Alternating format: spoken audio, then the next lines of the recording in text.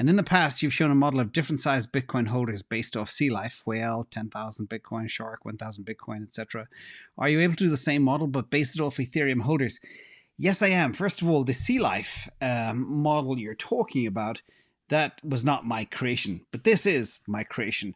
So the one you're referring to, kind of what I did was I put together kind of a wealth pyramid for Bitcoin of how much you need to be in whatever animal class, which really a huge part of investing is about making a plan and building towards that plan. If you have no plan, you're not going to be successful. So we're going to talk a lot about planning today. But for you, Matt D, I built the new Ethereum wealth pyramid. Now, excuse the animals, I just wanted to try to give it a different flavor. And here it is. So at the top, we have whales. I chose the name whale and shark because I kind of like those. That is 10,000 ETH or more. Shark is 1,000 to 10,000.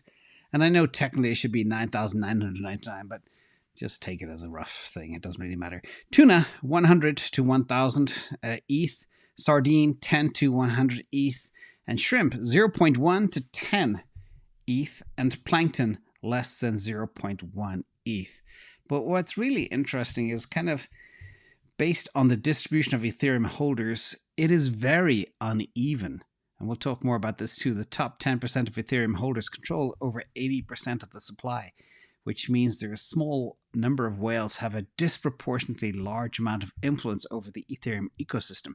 This is dissimilar to Bitcoin, as we've done a lot of work on that too.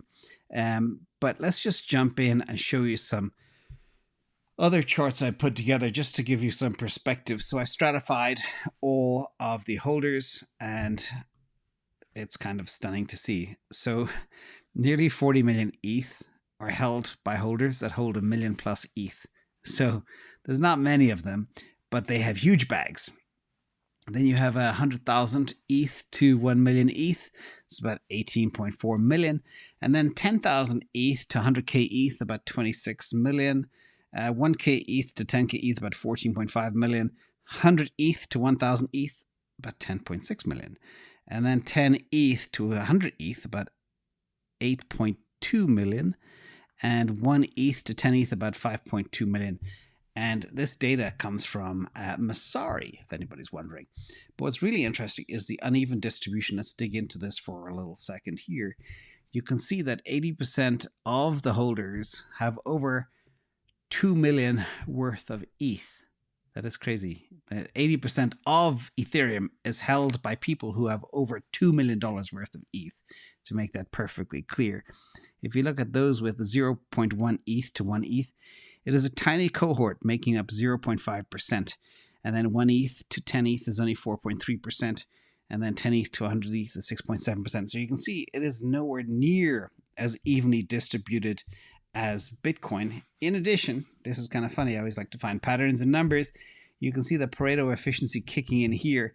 The top 10% of ETH holders hold 80% of the supply, and 80% of ETH is held by people with a $2 million bag or more.